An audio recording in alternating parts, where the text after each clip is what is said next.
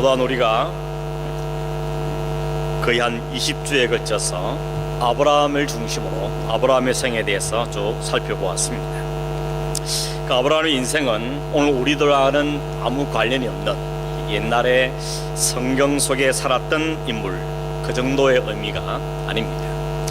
오늘 우리들에게도 이 아브라함은 대단히 중요한 의미가 있는 사람입니다. 왜냐하면 아브라함은 우리의 믿음의 조상이고 우리는 그의 믿음의 후손이기 때문입니다. 그 말은 단순히 혈통적으로 아브라함의 후손이다 하는 뜻 떠나서 믿음 안에서 그가 우리의 조상이고 우리가 그의 후손이냐 이야기라는 것입니다. 그 말은 다시 말하면 그의 삶이 오늘 우리의 삶으로 이어져 가는 것이다 하는 것을 우리가 기억할 필요가 있겠습니다. 우리가 그동안 확인한 것처럼 아브라함은 처음부터 이렇게 믿음이 대단한 사람은 아니었습니다. 그냥 그저 그런 사람이었는데 하나님께서 그를 믿음의 사람으로 정하시고 그를 부르셨고 그를 잘 다듬으셔서 믿음의 조상으로 만들어 주셨습니다. 그렇기 때문에 그가 믿음의 조상이 된 것은 한마디로 말해서 하나님이 만들어내신 작품이다, 그렇게 말할 수가 있겠습니다.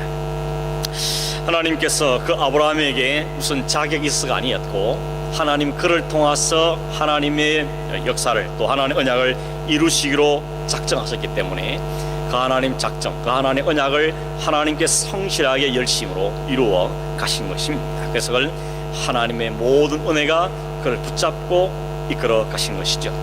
12장 시작했는데 오늘 25장 이를 때까지 하나님께서 그를 지금까지 붙들고 이끌어 오셨습니다. 이제 그의 마지막 장면을 오늘 우리 25장에서 보게 되어집니다.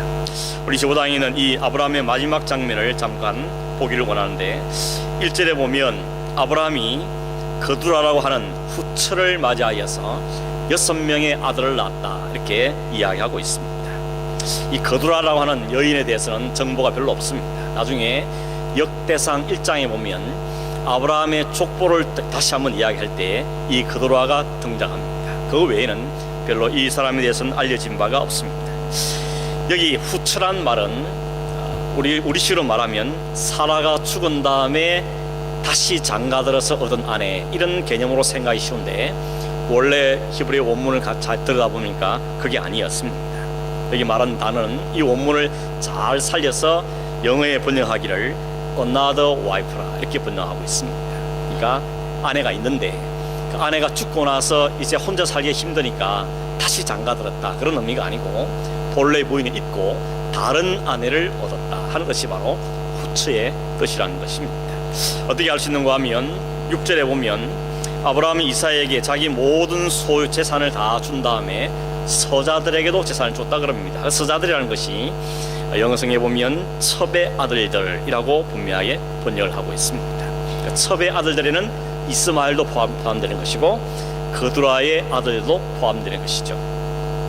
역대상 1장에 이 아브라함의 족보가 나온다 그랬는데 거기에 아브라함 아들들 이야기할 때도 거두라를 뭐라고 하는가 하면 아브라함의 첩 거두라에게서 이렇게 설명하고 있습니다. 이게 다 종합해 보면 아브라함은 사라가 죽은 다음에 혼자 살기가 힘들어져서 이 거두라를 새로 아내로 맞아든 것이 아니고 그 이전에 훨씬 이전에 아내를 얻어서 그를 첩으로 삼고 그에서 6명의 아들을 낳았다라고 보는 것이 더 맞다는 것입니다. 만약 여러분 사라가 죽은 다음에 다시 결혼을 해서 아들 6을 낳았다면 이 아들 6은 대단한 사람들이죠. 왜냐하면 이삭이 100세의 아들을 낳을 때, 이삭을 100세에 낳을 때만 해도 기적이었지 않습니까? 100세의 아들을 낳다니 이 기적인데 무려 사라가 죽을 때가 137세였는데 그 이후에 다시 결혼해서 아들 6을 낳았다면 이 아들 6은 진짜 더 대단한 기적적인 사람들이 되는 것이죠. 그래서 신학자들은 그 좀 문제가 있다 이렇게 보는 것이죠. 그래서 일반적으로 학자들은 말하기를 이 거두라는 하갈이 이스마엘 낳은 이후에 이삭을 낳기 전에 또 다른 아내를 얻어서 또 6명의 아들을 낳은 것이다 이렇게 보는 것이 일반적인 생각입니다. 2절 4절에 보면 그 거두라를 통해서 낳은 아들 6명과 그를 통해 낳은 26명 이름이 기록되어 있습니다. 이 이름을 왜 여기다 기록했냐, 시간 순서를 보면 여기 나올 일이 아니고 훨씬 이전에 나와야 되는데 왜 아브라함이 죽기 직전에 이 이야기를 하고 있는 것인가 하는 것입니다.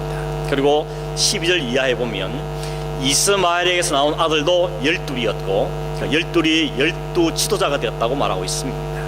이런 족보도 여기에 끼는 이유가 뭔가 하면 하나님께서 이제 아브라함의 삶을 마무리하면서 하나님이 말씀하신 말씀이 어느 정도 확실하게 이루어지는지를 이들을 통해서도 증명해 보여주고 있다는 것입니다. 창세기 17장 6절에 보면 하나님께서 아브라함에게 네게서 민족들이 나오게 될 것이고 너에게서 왕들이 나오게 될 것이라 라고 말씀하셨는데, 그 말씀대로 그도라를 통하여서 그리고 하갈을 통하여서 이런 12민족 12지파들이 생겨지는 것을 보여주고 있는 것입니다. 아브라함이 주신 하나님의 약속이 실제적인 삶 가운데, 실제 역사 속에 일어나고 있다는 것을 다시 한번 확인시켜 주는데 그 의미가 있는 것이라고 볼 수가 있겠습니다. 그런 이름 아브라함이 이런 아들이 많지요. 이삭 하나만 우리 아브라함 아들 그럼 이삭밖에 생각하지 않는데, 실제로 보니까 이스마엘도 있고 그도라 6 아들도 있고 아들이 많이 있습니다. 근데 아브라함이 오늘 성경에 보니까 죽기 전에 이 아들들 관계를 잘 정리를 해주는 걸 볼 수 있죠. 5절 6절에 보니까 아브라함이 이삭에게 자기 모든 소유를 준 다음에 다른 서자들에게도 재산을 일부 나누어 줍니다. 그런 다음에 그들은 이삭을 떠나서 동쪽에 가서 살도록 조치하는 것을 볼 수가 있습니다. 왜 그렇겠습니까? 이 형제들끼리 이제 아버지 없으니까 형제들이 다투고 싸울까봐 그렇게 조치한 아브라함의 지혜다라고 말할 수 있겠지만, 사실 여기에 더 큰 의미가 있죠. 그게 뭔가 하면 하나님의 언약은 아들 이삭을 통하여서 이어질 것이라고 말씀하신 하나님 말씀을 아브라함이 믿음으로 받은 것입니다. 하나님께서 이삭이 태어날 때 그랬죠. 네 몸에 태어날 그 아들 그 이삭을 통하여서 나의 언약이 계속해서 이어져가게 될 것이라 라고 말씀하셨기 때문에 아브라함 그 말씀을 그대로 받아서, 다른 아들도 다 중요한 소중한 아들들이지만 하나님의 언약은 이 아들을 통해서 이루어진다 하는 걸 그가 믿고 받았기 때문에 마지막 죽기 전에 이 일을 잘 정리를 하고 죽는 것을 볼 수가 있다는 것입니다. 그래서 아들이 많이 있었지만 하나님의 언약의 이삭과 언약 밖에 있는 것들과 분리를 시키는 것을 볼 수가 있습니다. 7절에 보니까 그러고 나서 아브라함이 죽었다 그랬는데 그때 나이가 175세다 이렇게 밝히고 있고, 8절에는 뭐라고 말하는가 하면 그의 나이가 높고 늙어서 기운이 다하여 죽어 자기 열조에게로 돌아갔다라고 말하고 있습니다. 나이가 많고 기운이 다하여서 죽었다 이렇게 우리말은 되어 있는데, 원래 히브리 성경에는, 히브리 말에는 그렇게 되어 있지 않고 그대로 직역을 하면 이렇게 되어 있습니다. 아브라함이 자신의 영을 포기했다 이렇게 되어 있습니다. 이게 무슨 뜻이겠습니까? 자기 영을 포기했다, 마치 무슨 자살했나 이렇게 오해할 수 있을지 모르겠습니다. 이 히브리 말을 영어 성경 가운데 KJV라는 킹 제임스 버전이라는 성경에서는 정확하게 그대로 번역을 하고 있습니다. 아브라함 gave up the ghost 이렇게 되어 있습니다. 그러니까 그 영을 포기했다. 이 말이 다른 뜻이 뭔가 하면, 이 히브리 다른 뜻이 뭔가 하면 살다가 이제 어쩔 수 없이 나이가 들었고 어쩔 힘이 다 빠졌고 그래서 끝까지 살아보려고 발버둥 쳤지만 더 이상 살 수 없어서 죽었다, 그런 의미가 아니라는 것입니다. 이 말에 담고 있는 의미는 뭔가 하면, 하나님 내가 나에게 주신 이 세상의 삶을 이제 다 살았습니다.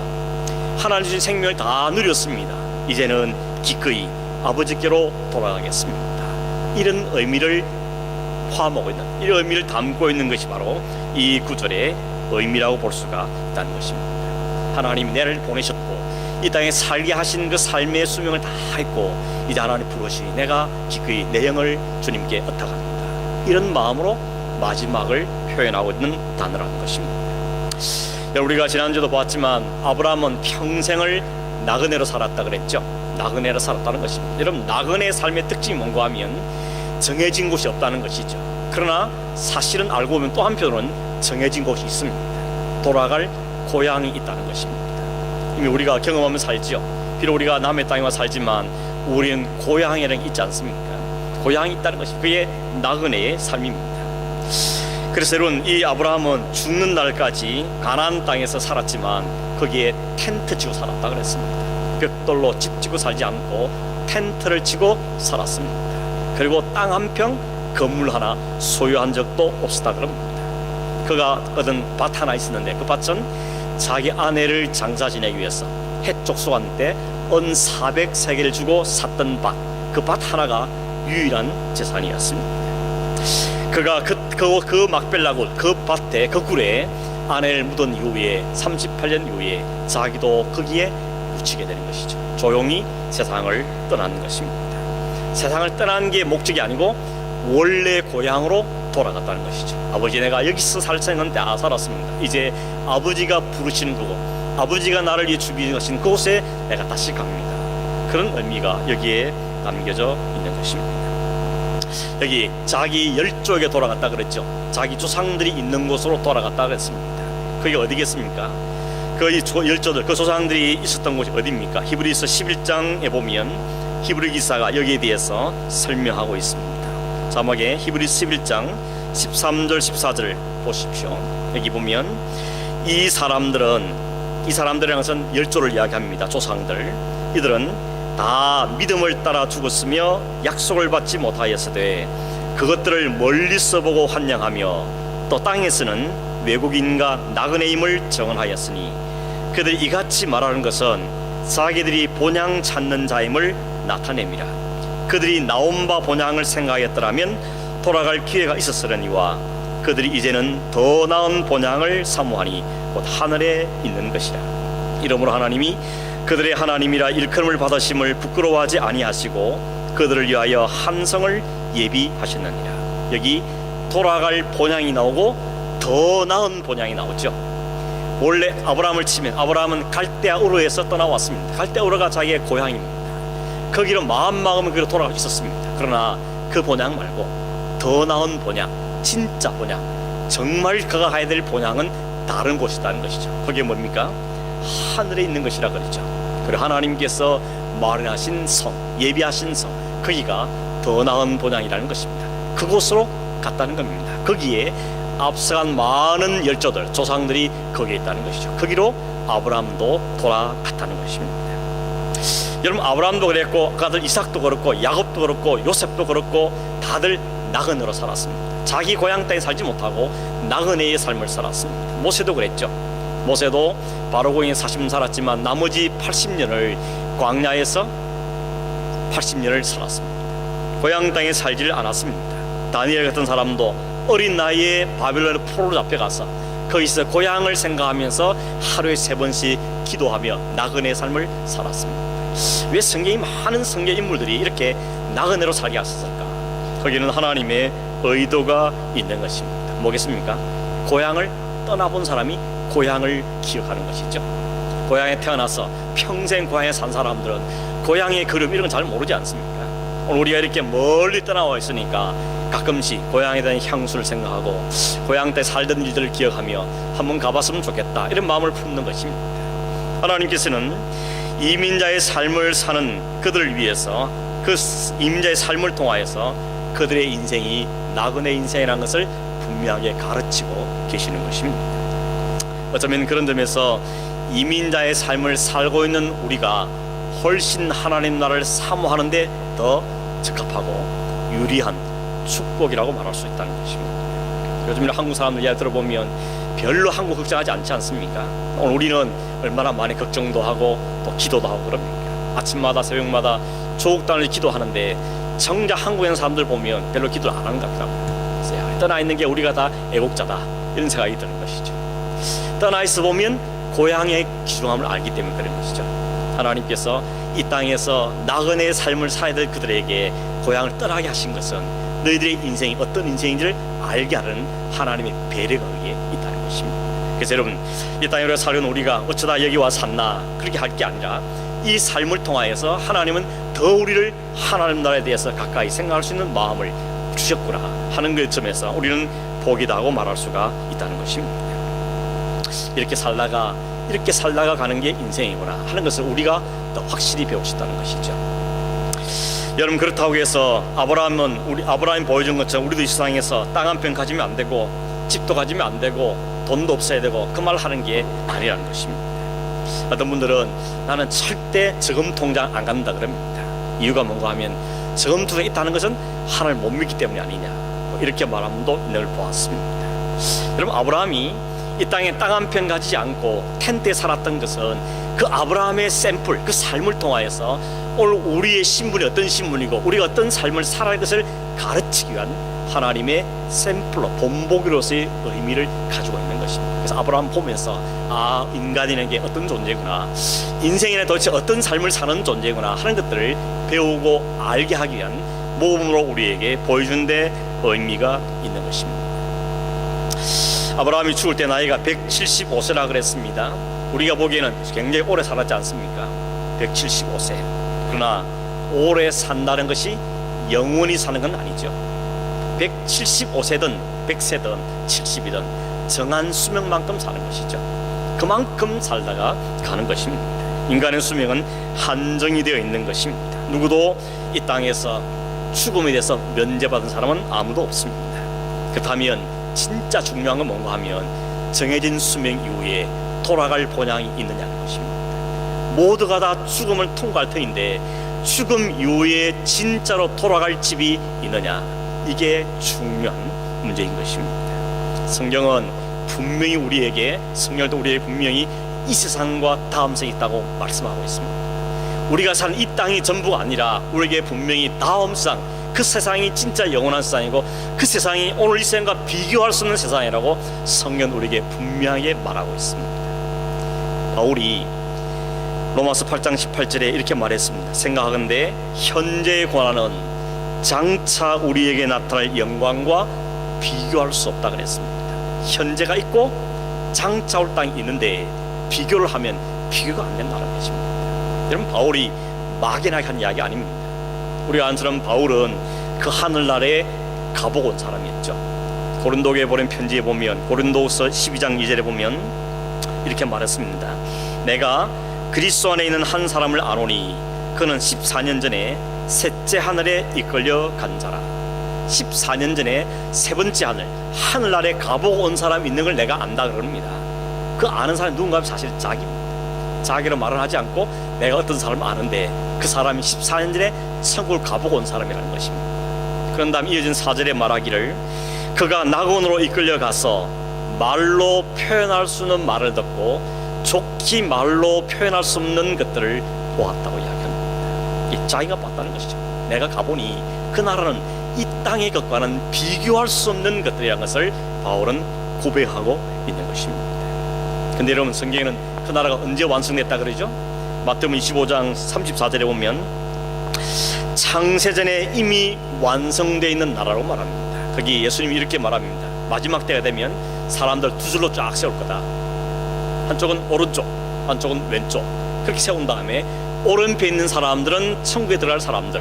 그래서 예수님, 하나님 말하기를 내가 너희들 위해서 창세전에 준비한 그 나라를 상속받아라 라고 말씀하실 것이라고 주님이 말씀하십니다.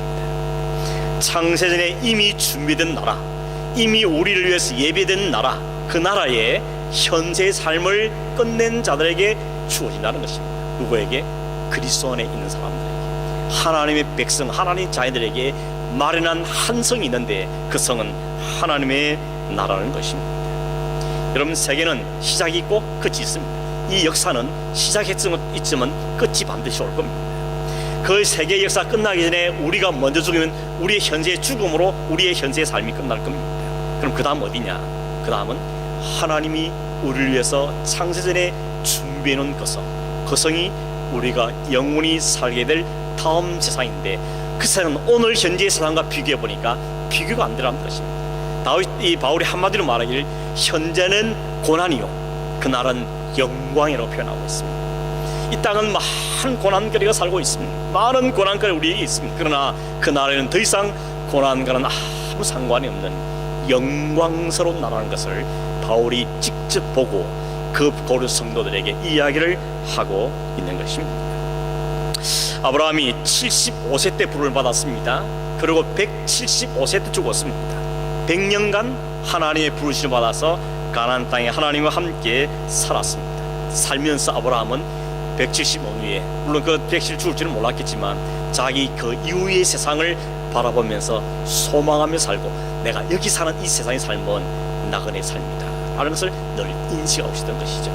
그랬으니 자기는 텐트 안에 거하고 언제나 떠날 준비하고 살았다는 것을 우리에게 보여주고 있는 것입니다. 아브라함 일생도 그렇게 쉬운 인생 아니었습니다. 아브라함 인생도 결코 만만한 삶이 아니었습니다. 그러나 그럼에도 불구하고 그가 그 삶을 잘 버틸 수 있던 이유가 뭔가 하면 나에게 소망이 있었기 때문에 그렇습니다. 이게 끝이 아니고 이후에 주실 하나님 영광스러움을 그가 바라보고 소망했기 때문에 그 삶을 살아갈 수 있던 것입니다. 오늘 우리 앞서간 믿음의 선배들 생각해 보십시오. 그들이 신앙 가졌다는 이유 때문에, 하나님 믿는다는 이유 때문에 얼마나 많은 조롱과 비난을 받고 또 많은 박해와 어려움을 당했으며 심지어는 죽음을 당한 사람이 있었습니다. 그런데도 그 죽음 앞에서도 전혀 비굴하지 않고 그 앞에 오히려 당당하게 그 죽음을 맞이했습니다. 이유가 뭐겠습니까? 뭘 보았기 때문에 그렇습니다. 뭔가를 붙잡기 때문에 그런 것입니다. 뭔가를 분명 확신하고 있기 때문에 그 순간순간을 잘 버티고 이겨낼 수가 있었다는 것입니다. 그게 우리는 소망이라고 말하는 것입니다. 소망. 오늘도 그 나라를 소망하며 사는 사람들은 비록 이 땅의 삶이 쉽지 않고 힘들어도 우리에게 말하는 그 나라의 소망 때문에 오늘 주어진 삶 속에서도 능히 버티고 견뎌내며 감당하는 삶을 살게 되는 것입니다. 그래서 그런 사람을 히브리서 말하기를 세상이 감당할 수 없는 삶이라 그러죠. 세상이 도대체 통제할 수 없는 사람이 성도라는 것입니다. 사도 바울도 마찬가지입니다. 여러분, 사도 바울 그러면 우리가 뜨는 이미지는 온 세계를 누비면서 복음을 전하는 사람, 선교사, 가는 곳마다 역사가 나타나는, 복음의 역사가 나타나는 곳, 그렇게만 생각하지만 사실 바울도 참 힘겨운 사람, 고단한 삶을 살았죠. 고린도후서 11장 23절 27절입니다. 자막을 보시면 이렇게 되어 있죠. 내가 수고를 넘치도록 하고 옥에 갇히기도 더 많이 하고 매도 수없이 맞고 여러 번 죽을 뻔하였으니 유대인들에게 40에 하나 감한 매를 5번이나 맞았으며 3번 태장으로 맞고 1번 돌로 맞고 3번 파선하고 일주야를 깊은 바다에 지냈으며 여러 번 여행하면서 강의 위험, 강도의 위험, 동족의 위험, 이방인의 위험, 신의 위험, 광야의 위험과 바다 위험과 거짓 형제 중의 위험을 당하고 또 수고하며 애쓰고 여러 번 자지 못하고 추리며 목마르고 여러 번 굶고 춥고 헐벗었노라. 이렇게 힘겨운 삶을 살았지만 바울에게는 이렇게 말했죠. 조금 전에 봤지만 현재 이 고난들은 장차 누리게 될 영광과는 비교할 수 없다는 것입니다. 그래서 바울은 자신의 준 삶을 잘 견뎌냈던 것입니다. 자신의 삶을 기쁨으로 감사함으로 달려갔던 것이죠. 그래서 마지막에 뭐라 했습니까? 내가 달려갈 길 다 마쳤다. 이제후로 내게 오직 영광의 면류관만 나를 준비하고 있다 라고 고백할 수 있었던 것입니다. 오늘도 여러분, 우리의 삶을 버텨내게 하고 우리의 삶을 능히 이겨내게 하고 오히려 기쁘며 살게 하는 것은 이 소망인 것입니다. 여러분, 소망이 없으면 현재를 살아낼 힘이 없습니다. 아주 세상적인 이유로 할지라도 시험 치는 아이들이 이 시험만 잘 끝내면, 이 H 시험만 끝나면 이제는 나에게 대학이 있다, 뭐 소망이 있으니까 견뎌내는 거지 않겠습니까? 시험 치다가 죽을 인생이면 그냥 포기하고 말겠죠. 그 다음에 뭔가 있기 때문에, 그걸 알기 때문에, 그걸 보았기 때문에, 그걸 기다리기 때문에 현재 일들을 감당해내게 된다는 것입니다. 이것이 없으면 어떻게 됩니까? 에베소 2장 12절인데 거기 보니까 이렇게 말합니다. 그때 언제입니까? 믿기 전에, 그리스도인 되기 전입니다. 그때 너희는 그리스도 밖에 있었고 이스라엘 나라 밖의 사람이라 약속의 언약들에 대하여는 외인이요 세상에서 소망이 없고 하나님도 없는 자들아. 하나님이 없고 다음 세상이 없고 소망이 없어 어떻게 됩니까? 이 세상이 전부가 되는 것이죠. 내일이 없으니까 오늘이 전부인 것입니다. 내일에 대한 보장이 없었기 때문에 오늘 살아야 되는 겁니다. 그래서 오늘 동안 이 세상에서 그는 성공해야 되고 출세해야 되고 부자가 돼야 되며 모든 인생을 즐겨야 하는 것입니다. 그러나 그보다 더 비교할 수 없는 영광이 있다는 아는 사람들은 여기에 그치지 않는 것입니다. 여기에 머무르지 않는 것이죠. 하늘의 소망이 분명한 성도는 오늘 아브라함이 우리에게 보여준 그 삶을 따라 살게 되어 있다는 것입니다. 나그네의 삶입니다.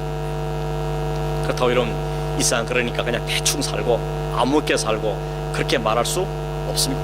왜냐하면 하나님께서 살다 오라고 주신 수명이고 살다 오르신 사명이기 때문에 그것을 배우고 확인하고 그 삶을 살아내고 그 삶을 살아는 그 삶을 가지고 하나님께서 주님 하나님 다 살다 왔습니다. 그렇게 고백해야 될 책임들이 우리에게 있는 것입니다. 오히려 내일이기 때문에 오늘 더 열심히 살아야 되는 것입니다. 오늘 때문에 내일이 주는 건 아니긴 하지만 그러나 하나님께 이 땅에서 이것을 경험하면서 알아야 될 것을 경험하도록 주셨기 때문에 이 땅에 더 성실하게 더 치열하게 더 열심으로 살아야 되는 것입니다. 그런데 다른 게 한 가지 있습니다. 다 같이 열심히 살지만 다른 게 있습니다. 그게 뭡니까? 이게 전부는 아니라는 것입니다. 이게 전부가 아니라는 것입니다. 남들처럼 열심히도 살고 노력도 하고 애를 쓰지만 이것이 나에게 전부라는 것도 아니라는 것을 알기 때문에 여유가 있는 것이죠. 오늘 그게 없는 사람들은 치열하게만 살기만 합니다. 남을 눌러야 됩니다. 올라가야 됩니다. 그래서 그 삶은 고단한 것입니다. 그러나 성도의 삶은 열심히 살지만 열심히 살면서도 이게 전부가 아니라는 걸 알아버렸기 때문에 여기에 목숨 걸지는 않는 것이죠. 그걸 모를 때 어떻게 됩니까? 아고 나서 어떻게 됩니까? 이걸 잘 보여주는 예들이 많지만 그 중에 하나가 삭개오입니다. 여러분, 삭개오는 키가 너무 작아서 컴플렉스가 있고 직업이 세리였습니다. 사람이 자기 부유웃고 조롱하니까 에라 돈을 열심히 벌어야 되겠다. 돈 앞에 이길 놈 어딨냐. 돈을 벌어야 되겠다 해서 수단과 방법을 가리지 않고 온갖 방법을 동원해서 돈을 벌었습니다. 왜냐하면 돈이 힘이라 생각이 되는 것이죠. 돈 앞에는 장사가 없고 돈 앞에 무릎 꿇지 않는 사람이 없기 때문에 내가 돈을 잔뜩 벌어서 내가 호령하겠다고 생각한 것입니다. 악랄하게 세금을 거두어들였습니다. 어느 정도 성공했나 싶었습니다. 그런데 벌면 벌수록 가지면 가질수록 자기 마음 한켠인 그 공허감은 채우지가 않는 것입니다. 오히려 더 가지면 더 가질수록 이 공허함은 더 크지만 오는 것입니다. 도대체 이걸 어떻게 메꿔야 되는가? 아무리 가져봐도 이거 채울 수가 없는데 도대체 어떻게 될 것인가? 이게 그의 고민이었습니다. 그러던 그가 예수를 만나게 된 것이죠. 옥나무에서 예수님 나를 보고 있는데 예수님이 내가 오늘 너 집에 가겠다. 예수님이 자신 집에 들어오셨습니다. 예수를 만나게 된 것입니다. 그런데 이런 그 삭개의 입에서 놀라운 고백이 터져나옵니다. 누가복음 19장에 보니까 주여 보시옵소서, 내 소유의 절반을 가난한 자들에게 주겠사오며 만일 누구의 것을 속여 빼앗은 일이 있으면 4배로 갚겠나이다. 당시의 법에는 속여 빼앗은 것이 들키면 4분의 1을 변상하게 되어 있습니다. 그런데 이 사람 뭐랍니까? 아니 4분의 1이 아니고 4배로 갚겠습니다. 그것과 관계없이 일단 내 재산의 절반을 잘라서 가난한 자에게 나누겠습니다 말하고 있는 것입니다. 돈이 전부였던 사람이 있는데, 돈이 힘이라 생각 알았는데, 돈이 있어야 내가 큰 소리를 있다고 생각했는데 그보다 더 진짜 중요한 게 뭔지를 알았고 그걸 소유하는 순간 이건 놓게 되는 것입니다. 아이들이 그렇죠. 과자 한 손에 있는데 더 큰 과자를 쥐어주면 이거 받고 나 이걸 놔버리는 것입니다. 물론 좀 더 크면 둘 다 잡지만 진짜 중요한 소중한 것을 갖고 나니까 이게 별게 아니더라는 것입니다. 이게 없는 동안에 이게 전부이라고 이게 전부를 걸었는데 진짜 영을 소유하고 나니까 아 이건 아니구나, 이게 전부가 아니구나 알아버린 것입니다. 그래서 절반을 나눠줘도 아깝지 않게 되는 것입니다. 아니 4배를 갚겠다고 해도 아깝지 않게 되는 것입니다. 이게 진짜 소중한 걸 소유한 삶이 나타나는 삶의 스타일인 것입니다. 여러분, 아직도 주를 위해 시간을 드리기 아깝습니까? 주를 위해서 우리의 물질을 드리는 게 아깝습니까? 그래서 그 이유는 뭐겠습니까? 그게 내낀 것이죠. 내 가족이고 내 건강이고 내 돈이고 다 내 것입니다. 진짜 소중한 것이 내 것이 아무것도 아니라는 것을 알게 되고 하나님 주신 은혜로 산다는 걸 알게 되면 내 것이 뭐냐, 내 것이 뭐가 있어 라는 고백을 할 수밖에 없게 되는 것입니다. 여러분, 물론 부자가 되는 게 나쁘단 말은 절대 아닙니다. 정직하게 성실하게 열심히 살아서 부자가 되는 것은 나쁠 것이 없습니다. 성경도 그러죠. 돈의 문제가 아니라는 겁니다. 돈을 사랑하는 게 문제라는 것이죠. 사랑한다는 말은 그게 모든 걸 건다는 것이죠. 돈은 우리에게 쓰라고 잘 이용하라고 그걸 가지고 지혜롭게 살라고 주신 것들인데 그게 노예가 돼버리니까, 그걸 사랑해버리니까 거기에 미혹이 돼서 믿음에 떠나고 근심이 그를 찌른다 그랬습니다. 누가복음 12장에 예수님이 이렇게 말씀했죠. 많은 재산을 거두어온 다음에 얼마나 소출이 풍성했든지 쌓아둘 곳이 없어서 창고를 더 크게 짓겠다고 말한 다음에 스스로 말합니다. 내 영혼아, 이제 잔뜩 준비했으니까 마음껏 먹고 마음껏 마시고 마음껏 즐기고 이제 남은 인생을 편안하게 살아라, 다 준비되었다 라고 말했을 때 하나님 그러죠. 오늘 밤 네 영혼 데려가면 그거 다 네게 것이겠냐, 오늘 밤 네 영혼 데려가면 그거 다 누구 것이겠냐 라고 주님께서 책망하시는 것을 볼 수가 있는 것입니다. 그런데 오늘 이 세상 사람들은 이 부자처럼 여전히 이 땅의 것에 목숨을 걸고 사는 것입니다. 왜냐하면 내일이 없기 때문에. 이 땅에 전부를 걸고 삽니다. 왜냐하면 내일이 없기 때문에, 다음 세상이 없기 때문에 이 세상의 모든 걸 걸 수밖에 없는 것입니다. 한국에 있을 때 여러분 좋은 것 중에 하나 뭔가 하면 부산에서 서울까지 가면 휴게소라는 게 있지 않습니까? 제가 호주 처음 와서 제일 불편했던 게 휴게소가 없더라고요. 그렇지, 불안해서 운전하다가 기름은 다 돼가는데 휴게소가 없으니까 얼마나 불안합니까? 근데 여러분 한국에는 얼마나 휴게소가 잘 돼 있습니까? 기름 만땅 채우고 우동 한 그릇 먹고 포도가주도 먹고, 추울 때는 따뜻한 난로에서, 더울 때는 에어컨 잘 나오면서 좀 쉬다 가면 얼마나 좋습니까? 근데 여러분 그 우동이 너무 맛있다고 거기 영원히 사는 사람이 있습니까? 그 바보죠, 바보. 서울 가야 진짜 집이 있는데 그 휴게소 살겠다는 건 그건 바보인 것입니다. 집이 없는 사람 그럴지도 모르겠습니다. 휴게소 사는 게 좋사오니. 오늘 여러분 너무 어리석다고 말한 이 삶을 오늘 다 그렇게 살고 있다는 것입니다. 이게 우리의 현실입니다. 마치 여기가 전부인 것처럼, 여기 있더라면 마치 모든 게 끝나는 것처럼 그렇게 살고 있다는 것입니다. 그런 오늘 그런 우리에게 하나님께서 아브라함의 삶을 우리에게 보여주는 것입니다. 여기는 거쳐가는 거야. 여기는 휴게소야. 여기서는 더 나은 본향을 사모하고 그 나라를 사모하도록 주신 과정이라는 것을 아브라함이 우리에게 보여주고 있는 것입니다. 여러분 성경학자들은 아브라함이 가나안에서 100년을 살았다 그러죠. 75대 부를 받아서 175세 100년을 살았는데 이 100이라는 숫자에 의미를 부여합니다. 원래 히브리인들은 숫자 하나하나에 의미를 부여하거든요.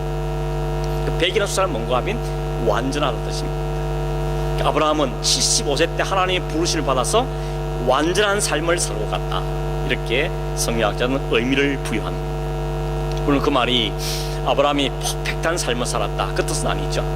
하나님께서 주신 삶, 하나님이 디자인한 삶, 하나님 그에게 맡긴 삶을 다 살다 갔다, 그런 의미를 말하는 것입니다. 여러분 하나님께 우리에게 생명 수완을 정해주시고 생명의 길을 정해주시고 살 이유를 주시고 살 목적을 정해주셨습니다. 그렇게 살다 가는 게 성도의 삶이라는 것입니다. 그것과 아무 관계없이 내 일만, 내 욕심만, 내 것만 채우다 가는 삶은 하나님 주신 삶을 제대로 사는 사람이 아닌 것입니다. 바울이 말했죠. 너희 안에 행하시는 하나님이시니 자기의 기쁘신 뜻을 위하여 너희 속에 소원을 두고 행하게 한다고 했습니다. 하나님의 기쁘신 뜻을 위해서 우리에게 소원을 주는데 하나님 뜻과 관계없이 가진 소망은 야망이라 그러죠. 그걸 욕심이라는 것입니다. 우리의 욕심, 우리에게 욕심이 아니라 하나님의 뜻에 비추어서 그 하나님의 뜻이 내 안에서 완전히 이루어지는데 헌신이 되는 삶이 진짜 비전 있는 삶인 것이죠. 예수님도 그러지 않습니까? 내 뜻대로 마시고 아버지의 뜻대로 되기를 원합니다. 내 뜻이 아니라 아버지의 뜻이 이루어지기를 원합니다. 그렇게 기도했던 것입니다. 말씀을 맺습니다. 여러분 오늘 우리에게 하나님께서 아브라함을 통하여서 성도의 삶이 어떻게 출발됐는지, 그 과정이 어떠했는지, 그 마지막은 어떠해야 되는지를 우리에게 보여주고 있습니다. 그래서 아브라함의 인생이 오늘 우리에게도 중요한 의미를 가지는 것입니다. 그냥 성경 속의 한 사람이 아니고 이 삶이 성도의 삶이고 이 삶이 어떻게 시작됐으면 어떻게 전개됐으면 어떻게 가는가를 우리에게 보여주면서 내가 너희도 이 삶을 살게 한다는 걸 보여주고 있는 것입니다. 그러므로 이 아브라함을 보면서 하나님 나도 이 삶을 잘 살겠습니다. 내 수명이 얼마든지 내 삶의 목적이 무엇인지 그 하나님 뜻이 이루어지는 삶을 살기를 원합니다. 그 뜻에 순종하며 사는 것입니다. 그런데 세상은 그 삶을 보면서 어떤 사람들은 바보라 그럽니다. 어떤 사람은 부러워합니다. 참 사람들 이상해요. 한편으로는 욕하면서도 속으로는 부러워합니다. 왜냐하면 다르게 살거든요. 다 약육 강식, 약한 사람 집을 삼키려 사는데 저 사람은 도대체 뭔데 자기를 다 내어주고 사냐는 것이죠. 다 성공을 해서 그렇게 치밀하게 사는데 저 사람은 뭔데 저기 다 버릴 수 있냐는 것이죠. 그게 구별된 삶인 것입니다. 그게 바로 전도인 것입니다. 그게 성도의 삶인 것입니다. 우리는 우리의 말을 듣고 예수 믿는 사람 별로 없습니다. 우리의 구별된 삶이 결국은 그리스도의 영광을 드러내게 되는 것이죠. 우리는 다르게 살아야 될 삶인 것입니다. 하나님 우리에게 어떻게 부르시니 그 삶을 살고 세상은 우리를 바라보면서 그렇게 쳐다볼 때 우리는 다 비밀을 알고 있기 때문에 그들 향해서 웃을 수 있는 것입니다. 뭘 모르지? 알면 나처럼 살게 돼. 이렇게 웃을 수 있는 것이 성도의 삶인 것입니다. 오늘 여러분 이 소망을 다시 분명하게 확인하시고 우리 믿음의 삶을 살면서 좀 힘겨워도 이게 문제가 아니기 때문에 웃을 수 있는 삶을 살아가는 저런 되기를 주의 이름으로 축원합니다. 기도하겠습니다. 하나님 아버지, 오늘도 우리에게 우리 삶이 어떻게 출발되었고 어떻게 가고 있으며 어디로 가야 되는지를 아브라함을 통해 보여주시고 말씀해 주신 것을 감사합니다. 기쁨으로 감사함으로 깨달으면서 배우면서 이 길을 잘 걷는 저희 되게 하시고 무엇보다도 우리에게 말하신 그 영원한 소망, 영원한 미래, 영원한 성을 바라보며 소망 가운데 즐거이 살아가는 우리의 삶이 되게 하시고 그날 이를 때까지 우리 주신 이 삶을 믿음으로 잘 간다며 버텨내며 승리하는 삶을 사는 저희에게 축복하여 주시옵소서. 그러하신 예수님의 이름으로 기도하옵나이다. 아멘.